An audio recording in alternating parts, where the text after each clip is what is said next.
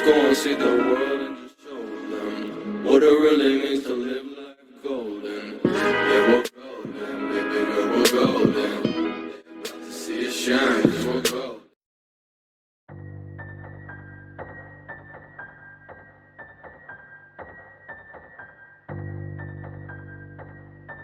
Aunque pareciera que el mundo nos enseña muchas cosas, que pareciera tener respuesta a todo, a veces parece no tener respuesta a muchas de nuestras cuestiones. Nuestra mente colectiva arrastra preguntas que parecen no tener solución definitiva. ¿La realidad es real? ¿La libertad existe? ¿Será posible percibir algo objetivamente? La mente humana, imperfecta como es, fue capaz, sin embargo, de generar callejones sin salida del pensamiento, proposiciones de naturaleza metafísica que parecen residir en los límites de nuestra capacidad intelectual, aunque, paradójicamente, por estas mismas lleguemos a ellas.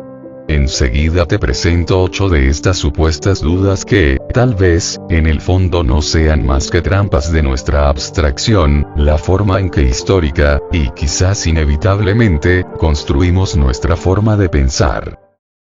1. ¿Por qué hay algo en vez de nada? Parece justo que la existencia sea el primero de estos grandes enigmas. ¿Por qué algo existe cuando parece perfectamente posible que la nada fuera la norma? ¿Qué impulso secreto del universo físico fue decisivo para que la nada se convirtiera en algo? 2. ¿Nuestro universo es real? Una de las preguntas más recurrentes del pensamiento humano. La duda constante sobre la realidad de este mundo. De los textos sagrados del hinduismo a Jim Baudrillard, parece que no hay un recurso mental que nos permita discernir la verdadera realidad de nuestra realidad, así tan redundante y tautológico como puede ser nuestro pensamiento. Y, sin embargo, en algún momento de su desarrollo intelectual, Wittgenstein afirmó que en el dolor sería posible encontrar el fundamento de la realidad. La cuestión aún sigue abierta. Por más compleja que sea la noción de dolor, por más subjetiva y personal, no podría una inteligencia superior que nos mantenga en este mundo simulado también simular, con todos los detalles, estas sensaciones. 3. ¿Tenemos libre albedrío? El hombre ha nacido libre y, sin embargo, por todas partes se encuentra encadenado, escribió famosamente Rawls. La paradoja de la libertad es que, incluso si una condición es supuestamente posible, tiene lugar en un contexto contingente en el cual la condición depende de muchos factores. A veces pensamos que cuando tomamos una decisión plenamente consciente, considerando sus causas y sus consecuencias y las razones por las que la tomamos, esta decisión es una decisión libre. Pero, ¿es esto cierto? ¿O se trata solamente de un autoengaño de quien anhelan creer en la libertad? Son los otros, los que piensan que la libertad es absolutamente imposible, quienes tienen la razón a este dilema. 4. Dios existe. Una entidad omnisciente y todopoderosa gobernante este mundo desde su creación hasta su destrucción, compensando y retribuyendo, castigando o manteniendo el margen, pero igualmente con un plan secreto que de todos modos terminará por acontecer. Una entidad metahumana que da orden y sentido a lo que vemos y vivimos, a todo lo que existe, incluso cuando este orden toma la forma del caos y de lo incomprensible. Una vez imaginado, ¿es posible demostrar su existencia o no existencia? Y una paradoja lógica para incrementar la confusión. ¿Puede Dios crear una piedra tan pesada que ni siquiera Él pueda cargar? Si no, entonces no es omnipotente, pero si puede tampoco es omnipotente, ¿por qué no tendría la fuerza para cargarla? Esta reducción al absurdo nos muestra, en todo caso, que no es con el lenguaje humano o la razón con lo que se distingue a un Dios. En pocas palabras, no podemos saber si Dios existe o no. Tanto los ateos y los creyentes estarían equivocados en sus proclamas, mientras que los agnósticos tendrían la razón. Y, como se mencionó anteriormente, podríamos vivir en una simulación donde los dioses hackers controlan todas las variables. ¿Quién va a saber? 5. ¿Hay vida después de la muerte? Es muy posible que el miedo a la muerte, o el hecho de que no entendamos su significado, haya dado lugar a la creencia de que la vida no termina con esta. Tal vez, en este caso, antes de contestar si hay o no vida después de la muerte, una vida que, además, imaginamos esencialmente idéntica a la que tenemos ahora, tendríamos que responder en primer lugar a por qué hemos de morir.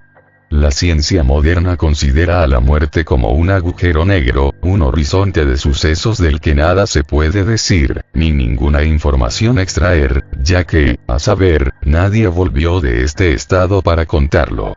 El budismo tibetano en cambio cree que todos volvemos de la muerte, en un ciclo kármico de la existencia, e incluso crearon un manual para escapar de la reencarnación. 6. ¿Hay algo que realmente se puede experimentar de forma objetiva? La dualidad entre sujeto y objeto es uno de los pilares del pensamiento humano, al parecer heredado de las filosofías orientales a los primeros grandes pensadores de Occidente. En esencia se trata de un conflicto con nuestra percepción, de la cual obtenemos una versión de la realidad que, al mismo tiempo, intuimos que no coincide exactamente con lo que podríamos llamar la realidad real, la realidad objetiva. Si tuviéramos la capacidad visual de los halcones o las olfativas de los perros, ¿cómo cambiaría la realidad que percibimos? O, sin incurrir en estas fantasías, pensemos cuán limitado puede ser el mundo para alguien que ha nacido ciego o sordo. Sabemos que hay una realidad absoluta más allá de nuestros sentidos, pero al mismo tiempo parece que estamos condenados a no ser capaces de discernir esa realidad. 7. ¿Cuál es el mejor sistema moral? La moralidad, esa serie de costumbres y normas que, de alguna manera, nos permitieron sobrevivir colectivamente como especie, ha cambiado considerablemente con el tiempo, aunque hay algunos elementos más o menos comunes a todas las culturas y épocas. Por ejemplo, el incesto, ampliamente estudiado por el antropólogo Claude Lévi-Strauss. Sin embargo, también está la posibilidad de que la moralidad sea una pantalla que las narrativas históricas se encargaron de sobreponer a determinadas épocas, para mayor comodidad discursiva, pero que no necesariamente han sido la norma y, en la práctica, en la vida cotidiana, el ser humano no es tan liberal o tan reprimido, tan relajado o tan estricto, tanto en la época victoriana como en la Edad Media o en la época en que ahora vivimos. 8. ¿Qué son los números? Uno de los inventos más ingeniosos de la mente humana son los números, de naturaleza esencialmente incomprensible. Indispensables en el uso diario, y, sin embargo, inexplicables y casi enigmáticos. ¿Qué es el 2? ¿Qué es el 5? Una vez más nos vemos obligados a tomar la tautología como único recurso. Parece que solo podemos decir que 2 es 2 y aceptar que estamos en un callejón sin salida, o es una cuestión de semántica. Un problema nada más que lingüístico. Las estructuras matemáticas se componen de números, conjuntos, grupos y puntos, pero ¿son objetos reales o simplemente describen las relaciones que necesariamente existen en todas las estructuras? Platón sostenía que los números eran reales, no importa si no se pueden ver, pero los formalistas insistieron en que no eran más que sistemas formales, estructuras bien definidas de pensamiento abstracto basadas en las matemáticas. Esto es esencialmente un problema ontológico, donde quedamos confundidos acerca de la verdadera naturaleza del universo y qué aspectos son construcciones humanas y qué son en realidad tangible. Dime tú qué piensas de todo esto.